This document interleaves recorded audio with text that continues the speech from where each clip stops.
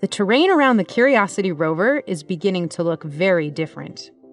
The rover has driven over 16 miles since landing in Gale Crater in 2012. This view is from 1,500 feet above our landing site. We're climbing the side of Mount Sharp, a very tall mountain in the center of the crater.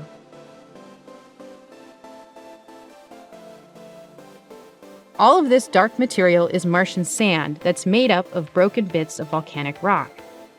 Can you see the ripples that were shaped by the wind? We had to drive around this massive sand sheet as we climbed Mount Sharp. Look how clear the air is. That's because it's winter, when there's less dust in the atmosphere.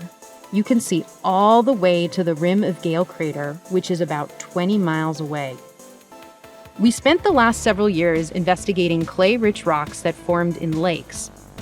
But now we're entering a region where rocks are filled with salty minerals called sulfates. These minerals form in drier conditions, so we think this area might show us how the ancient Martian climate was changing. We're starting to see lots of very cool, knobbly textured rocks like these. We think these veins and nodules were created by groundwater. Here we recently drilled our 32nd sample of the mission.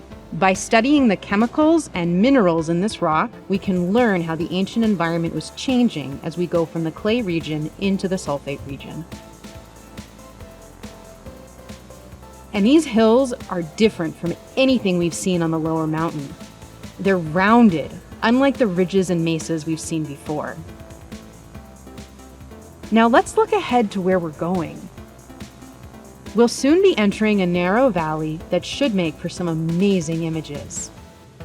On the left is Rafael Navarro Mountain, named after one of the mission's scientists who passed away in January of 2021.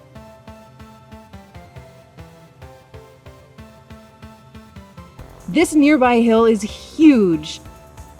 It's about the size of a 4-story building. This changing terrain is more than just fun to look at. It can teach us how Mars lost its water over time. How long did conditions that were favorable to life last? We're looking forward to finding out.